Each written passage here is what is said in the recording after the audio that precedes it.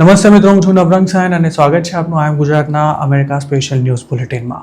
સોમવાર જુલાઈ 13ના સમાચારોમાં જોઈશું ઇલિનોયમાં થયેલા માસ શૂટિંગમાં એક જ પરિવારના 5 લોકોના મોતની વિગતો અને કોના દ્વારા આ શૂટિંગને અંજામ આપવામાં આવ્યો તેની પણ માહિતી, તેમજ ઇમિગ્રેશન એન્ફોર્સમેન્ટનો જે નવો ફેઝ શરૂ થયો છે તેમાં આઈસના એજન્ટ્સ કેવી હોશિયારી વાપરીને વોરંટ વિના પરંતુ કાયદાનો ભંગ કર્યા વગર જ ઇલીગલ ઇમિગ્રન્ટ્સને પકડી રહ્યા છે તેનો રિપોર્ટ. અને છેલ્લે વાત એટલાન્ટા નજીક આવેલા એક ટાઉનમાં આલિશાન મકાનમાં રહેતા ઇન્ડિયન પરિવારની કે જેમાં ઘર કંકાસને કારણે પતિએ ગોળી ચલાવતા વેલ એજ્યુકેટેડ પત્નીનું મોત થઈ ગયું છે, જ્યારે તેમનો 23 વર્ષીય દીકરો હાલ ક્રિટિકલ હાલતમાં હોસ્પિટલમાં છે. ઇલિનોયમાં બનેલી માસ શૂટિંગની એક ઘટનામાં એક જ પરિવારના 5 લોકોના મોત થયા છે, જ્યારે 2 લોકોની હાલત ખૂબ જ ગંભીર છે. ઇલિનોયના દક્ષિણી ભાગમાં આવેલા ઈસ્ટ સેન્ટ લુઇસમાં આ શૂટિંગ થયું હતું. પોલીસનું કહેવું છે કે 3 અલગ અલગ લોકેશન્સ પર શૂટિંગ થયું હોવાની માહિતી મળી હતી, જેમાં પબ્લિક હાઉસિંગ કોમ્પ્લેક્સ, પાર્ક અને એક મકાનનો સમાવેશ થાય છે. આ શૂટિંગ ક્યારે થયા હતા તેની કોઈ ચોક્કસ ટાઈમિંગની માહિતી આપવામાં નથી આવી.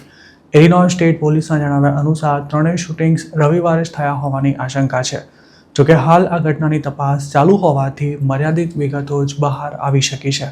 જે 5 લોકોના મોત થયા છે તેમની ઓળખ ચેરી મે, ડેવિન મે, પેટ્રિશિયા મે, ક્વેન્ટિન થોમ્પસન અને શાનિયા થોમ્પસન તરીકે કરવામાં આવી છે. મૃતકોમાં એકની ઉંમર 74 વર્ષ હતી, જ્યારે બાકીના 3 મૃતકો 21 થી 25 વર્ષના હતા અને ચોથા મૃતકની ઉંમર 45 વર્ષ જણાવાઈ છે. ચોંકાવનારી વાત એ છે કે જેમના પર શૂટિંગ કર્યું હોવાની શંકા છે તેવા 2 શકમંદો અવયસ્ક છે, જેમાંથી એક શકમંદ મૃતકનો રિલેટિવ છે. પોલીસનું કહેવું છે કે તમામ મૃતકો એકબીજાના સંબંધી હતા. આ શૂટિંગમાં કેટલા વેપન્સનો ઉપયોગ કરવામાં આવ્યો હતો અને શકમંદો ક્યાંથી હથિયાર લાવ્યા હતા તેની તપાસ હાલ ચાલુ છે. આ માસ શૂટિંગ કયા ઇરાદા સાથે કરવામાં આવ્યું હતું તે પણ હજુ સુધી જાણી નથી શકાયું. પોલીસે શકમંદોને કસ્ટડીમાં લઈ લીધા છે, પરંતુ હજુ સુધી તેમની સામે કોઈ ચાર્જીસ પણ ફાઇલ કરવામાં નથી આવ્યા. ઇલિનોયમાં થયેલા શૂટિંગ પાછળનો ઉદ્દેશ ભલે પોલીસે ન જણાવ્યો હોય, પરંતુ ફેમિલીમાં થયેલો કોઈ વિવાદ કે પછી ડ્રગ્સ તેની પાછળ કારણભૂત હોઈ શકે છે. જે 2 શકમંદોને હાલ કસ્ટડીમાં લેવામાં આવ્યા છે તેમની માનસિક હાલત કેવી હતી તે વિશે પણ હજુ સુધી કોઈ ચોક્કસ માહિતી નથી અપાઈ. તેઓ અંડર એજ હોવાથી પોલીસે તેમના નામ તેમજ ફોટોગ્રાફ્સ પણ જાહેર નથી કર્યા. લૂંટ કે પછી બીજા કોઈ ગુનાહિત ઇરાદા સાથે આ શૂટિંગ થયું હોવાની હાલ કોઈ શક્યતા ન જણાઈ રહી હોવાથી બંને આરોપીઓને પુખ્ત વયના ગણી તેમની સામે કાયદાકીય કાર્યવાહી કરાય તેવી શક્યતા પણ લગભગ ના બરાબર છે. જો આરોપી પુખ્ત હોય તો ફર્સ્ટ ડિગ્રી મર્ડરના મામલામાં ઇલિનોયના કાયદા પ્રમાણે વધુમાં વધુ આજીવન કેદની સજા થઈ શકે છે, જેમાં ગુનેગારને પેરોલ પર પણ છોડવામાં નથી આવતો. મતલબ કે તેને છેલ્લા શ્વાસ સુધી જેલમાં જ રહેવું પડે છે. હજુ ગયા અઠવાડિયે જ ફ્લોરિડામાં એક ગુજરાતી ફેમિલીમાં શૂટિંગ થયું હતું, જેમાં સગા દીકરાએ પિતાને ગોળી મારી દીધી હતી અને પછી પોતે પણ જીવનનો અંત આણ્યો હતો. મૂળ અમદાવાદની આ ફેમિલી છેલ્લા 41 વર્ષથી અમેરિકામાં રહેતી હતી, જેમાં મૃતક હિતેશ પટેલ ફ્લોરિડામાં હતા, જ્યારે તેમનો દીકરો પાર્થ પટેલ ઓહાયોના ડબલિનનો રહેવાસી હતો. પાર્થને અમુક સિરિયસ મેન્ટલ હેલ્થ ઇસ્યુઝ હતા, જેની ટ્રીટમેન્ટ પણ ચાલી રહી હતી. ગત ગુરુવારે રાત્રે પાર્થ તેના પિતાના ઘરે આવ્યો ત્યારે કોઈ બાબતે બંને વચ્ચે બોલાચાલી થઈ જતા તેણે હિતેશ પટેલને શૂટ કરી દીધા હતા. પોલીસ ક્રાઇમ સીન પર પહોંચી ત્યાં સુધીમાં પાર્થનું મોત થઈ ગયું હતું, જ્યારે તેના પિતાના શ્વાસ ચાલુ હતા, પણ હોસ્પિટલમાં ગણતરીના કલાકોમાં જ તેમનું પણ મોત થઈ ગયું હતું. માસ ડિપોર્ટેશનમાં હાલ જે ટ્રેન્ડ જોવા મળી રહ્યો છે તેમાં ઇલીગલ ઇમિગ્રન્ટ્સે આઈસના એજન્ટ્સથી નહીં પણ લોકલ પોલીસથી વધારે સાચવીને રહેવું પડશે તેવી સ્થિતિ જોવા મળી રહી છે. ફ્લોરિડા સહિતના રિપબ્લિકન સ્ટેટ્સમાં આઈસ દ્વારા કરાતી રેડ તેમજ ઇલીગલ ઇમિગ્રન્ટ્સની ધરપકડોનો આંકડો ઘટી રહ્યો છે, પણ ડિટેન્શન સેન્ટર્સમાં બંધ લોકોની સંખ્યા વધી રહી છે અને DHSના સેક્રેટરીનું માનીએ તો રોજના 3,000 લોકોને ડિપોર્ટ પણ કરવામાં આવી રહ્યા છે. છેલ્લા અમુક મહિનાથી જોવા મળી રહેલા આ ટ્રેન્ડ અંગે ઇમિગ્રેશન એક્સપર્ટ્સનું એવું કહેવું છે કે હવે માસ ડિપોર્ટેશનનો એક નવો જ ફેઝ શરૂ થયો છે, જેમાં ગ્રાઉન્ડ પર આઈસની એક્ટિવિટી ભલે ઓછી દેખાય પણ જેલમાં બંધ અને ડિપોર્ટ થનારા લોકોનો આંકડો ઘણો જ ઊંચો જોવા મળી રહ્યો છે. 2025માં ટ્રમ્પ સરકારે આઈસને છૂટો દોર આપી ઇલીગલ ઇમિગ્રન્ટ્સમાં ફફડાટ ઊભો કરી દીધો હતો, જેના કારણે લાખો લોકો સામે ચાલીને જ અમેરિકા છોડીને નીકળી ગયા હતા. જોકે ત્યારબાદ પણ જેમણે અમેરિકા નથી છોડ્યું તેમને હવે આઈસનો જરાય ડર નથી તે સ્પષ્ટ થઈ ગયું છે. આ ઉપરાંત આઈસની કાર્યવાહી સામે પણ વિરોધ થતાં સરકારને પોતાનું વલણ ઢીલું કરવાની ફરજ પડી હતી. તેવામાં હવે માસ ડિપોર્ટેશનના નવા ફેઝમાં અને તેમાં ખાસ તો રિપબ્લિકન સ્ટેટ્સમાં આઈસ કરતાં લોકલ પોલીસ વધારે એક્ટિવ થઈ હોય તેવી સ્થિતિ જોવા મળી રહી છે. ફ્લોરિડાની જ વાત કરીએ તો એક રિપોર્ટ અનુસાર છેલ્લા 3 મહિનામાં આઈસ દ્વારા કરાતી ધરપકડોનો આંકડો ઘટી રહ્યો હોવા છતાં પણ જેલમાં બંધ એલિયન્સની સંખ્યા સતત ઊંચી રહી છે. આ અંગે ઇમિગ્રેશન એટર્નીઝનું એવું કહેવું છે કે ટ્રાફિક અંગેના મામલામાં અટકાવાયેલા અનડોક્યુમેન્ટેડ લોકોને પકડીને બારોબાર તેમની કસ્ટડી ઇમિગ્રેશન ઓથોરિટીને સોંપવામાં આવી રહી હોય તેવા કેસ સતત વધી રહ્યા છે. ક્રિસ્ટી નોમ DHSના સેક્રેટરી હતા ત્યારે વોરંટ વિના પણ મોટી સંખ્યામાં ઇલીગલ ઇમિગ્રન્ટ્સની ધરપકડ કરવામાં આવતી હતી. આ મામલે વિવિધ કોર્ટ્સે સરકારની ઝાટકણી પણ કાઢી હતી, પરંતુ હવે જે એલિયન્સની વોરંટ વિના ધરપકડ કરાઈ રહી છે તેમાં પણ એ સુનિશ્ચિત કરવામાં આવી રહ્યું છે કે કોઈ લીગલ ઇસ્યુ ઊભો ના થાય. મતલબ કે ઇમિગ્રેશન ઓથોરિટી ટેકનિકલી કાયદાનું પાલન કરી રહી છે અને સાથે જ વોરંટ વિના પણ ઇલીગલ ઇમિગ્રન્ટ્સની ધરપકડ કરવાનું ચાલુ જ છે. હાલમાં જેવા સમાચાર આવ્યા હતા કે જૂનના છેલ્લા વીકમાં 5 દિવસમાં સમગ્ર અમેરિકામાંથી ટોટલ 10,000 એટલે કે રોજના 2,000 લોકોની ધરપકડ કરવામાં આવી હતી.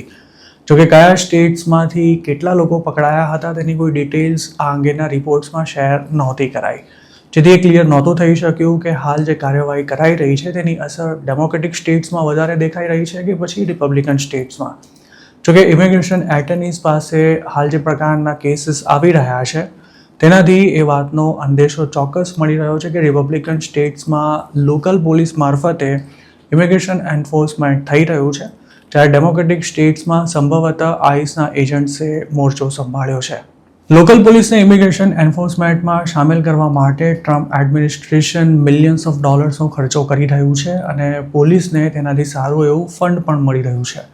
અમેરિકામાં લોકલ પોલીસ ઇમિગ્રેશન એન્ફોર્સમેન્ટમાં સામેલ નહોતી થતી, પણ રિપબ્લિકન સ્ટેટ્સે આ કામ ફરજિયાત કરી નાખ્યું હોવાથી કોઈપણ કેસમાં પકડાયેલા ઇલીગલ ઇમિગ્રન્ટની માહિતી તુરંત જ આઈસને આપી દેવાય છે. હાલની સિસ્ટમ અનુસાર કોઈ ક્રાઇમ કરતાં પકડાયેલા આરોપી પાસે લીગલ સ્ટેટસ ના હોય તો તેને 2 થી 3 દિવસ સુધી સ્થાનિક જેલમાં રાખ્યા બાદ આઈસને તેની કસ્ટડી સોંપી દેવાય છે. છેલ્લા કેટલાક દિવસોમાં દારૂ પીને ગાડી ચલાવતા પકડાયેલા કે પછી ટ્રાફિકનો અન્ય કોઈ નિયમ તોડનારા ઘણા લોકોને આ જ રીતે ડિપોર્ટેશનની પ્રોસેસમાં મૂકી દેવાયા છે. ઓહાયોમાં ગયા મહિને એક ગુજરાતી પિતા પુત્રની ડ્રગ્સના કેસમાં ધરપકડ થયા બાદ લોકલ પોલીસે આ બંનેને આઈસને સોંપી દીધા હતા અને તેમને પણ ડિપોર્ટ કરવાની કાર્યવાહી શરૂ કરાઈ હતી. જોર્જિયામાં બનેલી એક ચોંકાવનારી ઘટનામાં ઘરકંકાસને કારણે ભારતીય મૂળના મહિલા શીતલ વઝેશેન અને તેમના 23 વર્ષીય દીકરાને શૂટ કરી દેવામાં આવ્યા છે. ગોળી વાગવાથી ગંભીર રીતે ઘાયલ થયેલા શીતલનું મોત થયું છે, જ્યારે તેમના દીકરાની હાલત ક્રિટિકલ છે. શીતલ વઝેશેન અમેરિકામાં ટેકનોલોજી સેક્ટરમાં ખાસું જાણીતું નામ હતું અને તેમનો પરિવાર એટલાન્ટાની નજીક આવેલા લોરેલ ક્રીકમાં એક આલીશાન મકાનમાં રહેતો હતો. આ મામલામાં શીતલના પતિની ધરપકડ કરવામાં આવી છે. શીતલ વઝેશેન ગૂગલમાં પણ કામ કરી ચૂક્યા છે અને ટેકનોલોજીના સેક્ટરમાં તેમનું નામ ખૂબ જ મોટું ગણાતું હતું. પોલીસને ઘરની અંદરથી જ તેમનો મુદ્દે મળી આવ્યો હતો, જ્યારે તેમનો દીકરો જીવ બચાવવા માટે લોહીલુહાણ હાલતમાં ઘરની બહાર દોડી ગયો હતો. તેણે પાડોશીઓની મદદ માંગ્યા બાદ તાત્કાલિક 911 પર ફોન કરવામાં આવતા પોલીસ ક્રાઇમ સીન પર પહોંચી હતી. જોર્જિયાની કોક કાઉન્ટી પોલીસના જણાવ્યા અનુસાર ગત મંગળવારે એટલે કે જુલાઈ 7ના રોજ સાંજે 8 વાગ્યાની આસપાસ આ શૂટિંગ થયું હતું અને આરોપી કર્ક બી વઝેશેન તે જ દિવસે અરેસ્ટ પણ થઈ ગયો હતો. શીતલના પતિ પર ફાલોની મર્ડર ઉપરાંત હિંસક હુમલા અને ગુનાના સમયે હથિયારનો ઉપયોગ કરવા બદલ ચાર્જીસ લગાવાયા છે. હાલ તેને કોક કાઉન્ટીની જેલમાં રાખવામાં આવ્યો છે અને કોર્ટે તેને બોન્ડ પર છોડવાનો પણ ઇનકાર કરી દીધો છે. પોલીસનું માનવું છે કે આ મામલો ડોમેસ્ટિક વાયોલન્સનો હતો. મતલબ કે ઘર કંકાસમાં આરોપી કર્કે શૂટિંગ કર્યું હતું, જેમાં તેની પત્નીનું મોત થઈ ગયું છે, જ્યારે 24 વર્ષીય દીકરો જેસન હાલ ક્રિટિકલ હાલતમાં હોસ્પિટલમાં સારવાર લઈ રહ્યો છે. આરોપીને પકડવા માટે પોલીસ ક્રાઇમ સીન પર પહોંચી ત્યારે કોઈ ઘર્ષણ વિના જ તેને કસ્ટડીમાં લઈ લેવાયો હતો. આ ઘટના અંગે સ્થાનિક લોકોએ મીડિયા સાથે વાત કરતા જણાવ્યું હતું કે ફાયરિંગ થયું હોવાનો અવાજ સંભળાયા બાદ મૃતક મહિલાનો દીકરો લોહીલુહાણ હાલતમાં ઘરની બહાર દોડી ગયો હતો. તેને પીઠમાં ગોળી વાગી હતી અને તે પાડોશના એક ઘરનો દરવાજો ખટખટાવી રહ્યો હતો, પરંતુ ત્યારે કોઈ દરવાજો નહોતો ખોલ્યો અને ત્યારબાદ તે બીજા ઘરમાં પહોંચ્યો હતો, જ્યાં તેને અંદર આવવા દેવાયો હતો અને મેડિકલ ટીમ સ્પોટ પર ન પહોંચી ત્યાં સુધીમાં તેનું બ્લીડિંગ અટકાવવા માટે પ્રાથમિક સારવાર પણ આપવામાં આવી હતી.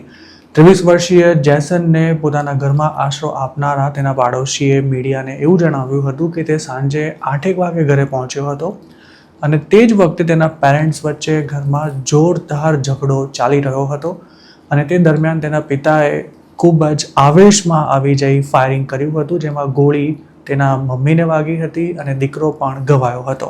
જોર્જિયા ઇન્સ્ટિટ્યૂટ ઓફ ટેકનોલોજીમાં ભણેલા શીતલ વશિષ્ઠન પોતાના ફિલ્ડમાં 20 વર્ષનો એક્સપિરિયન્સ ધરાવતા હતા અને આ દરમિયાન તેમણે ગૂગલમાં એન્જિનિયરિંગની ટીમને લીડ કરવાથી લઈ બીજી અનેક નાની મોટી કંપનીઝમાં કામ કર્યું હતું. શીતલ વશિષ્ઠનનું બાળપણ ઇંગ્લેન્ડ, ઇન્ડિયા અને ઘાનામાં વીત્યું હતું. તેઓ જોર્જિયા ઇન્સ્ટિટ્યૂટ ઓફ ટેકનોલોજીમાં ભણવા માટે યુએસ મૂવ થયા હતા અને તેમણે કમ્પ્યુટર સાયન્સનો અભ્યાસ કર્યો હતો. તેમણે પોતાના નામથી 2 સોફ્ટવેર પેટન્ટ પણ રજિસ્ટર્ડ કરાવી હતી અને સાથે જ જોર્જિયા ટેક કોલેજ ઓફ કમ્પ્યુટિંગના એડવાઇઝરી બોર્ડમાં પણ તેઓ સામેલ હતા. આ ઉપરાંત તેઓ આ સંસ્થાના એલ્યુમની એસોસિએશનના બોર્ડ ઓફ ટ્રસ્ટીઝના પણ મેમ્બર હતા. જોકે હવે તેઓ આ દુનિયામાં નથી રહ્યા. તેમના પતિ જેલમાં છે, જ્યારે દીકરો જીવન મરણ વચ્ચે ઝોલા ખાઈ રહ્યો છે. તો મિત્રો, આ હતા અમેરિકાના આજના મુખ્ય સમાચાર.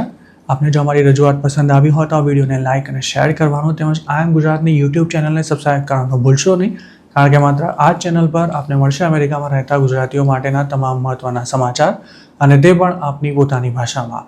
આપ જો અમારી સાથે કોઈ ટિપ શેર કરવા માંગતા હો તો હાલ સ્ક્રીન પર દેખાઈ રહેલા વોટ્સએપ નંબર પર પણ અમારો સંપર્ક કરી શકો છો. આપની ઓળખ ગુપ્ત રાખવામાં આવશે.